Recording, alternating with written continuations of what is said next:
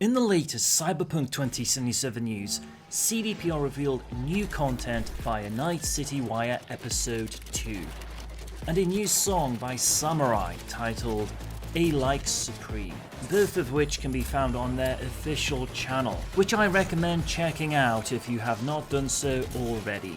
If you have watched it, feel free to let me know your thoughts in the comment section.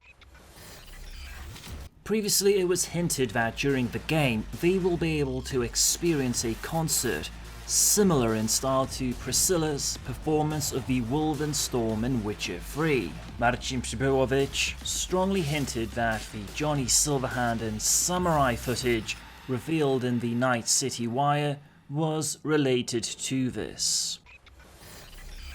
Questions arose concerning the boxes found when enemies died. Senior game designer Andrzej Zawadzki confirmed that these boxes contain ammunition, while loot is still taken directly from the bodies of defeated enemies. This also includes the possibility of picking up weapons that defeated enemies were using.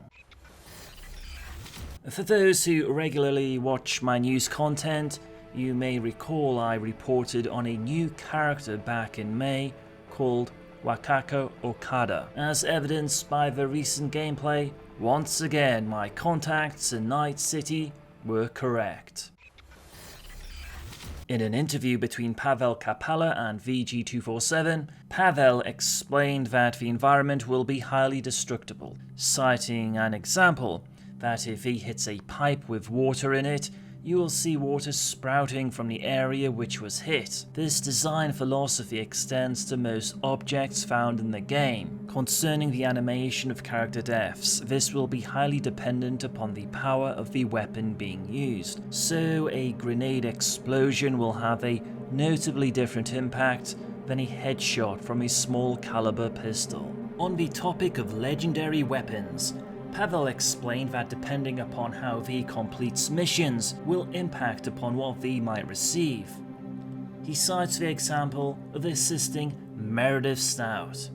If you continue to help her, you can get certain specific weapons from her not available elsewhere. These legendary weapons are very different and are considered unique. Their aim is to provide you with a connection to the NPC that gives them.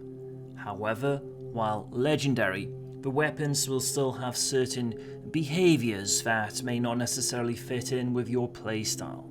On the question of whether a melee-only build would be viable, Paweł explained that while it is technically possible to run around Night City with a katana, there are situations where it might not be the best strategy. He uses the analogy of trying to fight a helicopter with a knife. Paweł acknowledged that they were not happy with Melee and are aiming to improve it significantly prior to release. It is currently better than the gameplay build presented during the hands-on previews.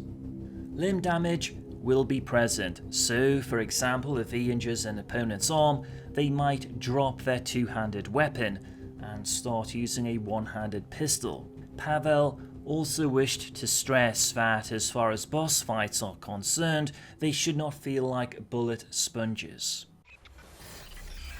Previously, I reported on a CDPR presentation by Tony Chen. As part of this presentation, CDPR released B-roll footage from the Free Life Paths again, albeit in Chinese.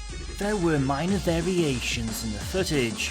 For example, in Lizzie's bar, there are now more NPCs. But the reality is there isn't any new content that adds to our current corpus of knowledge of the game. Thank you for chipping in. Riding high, my slugs are shy.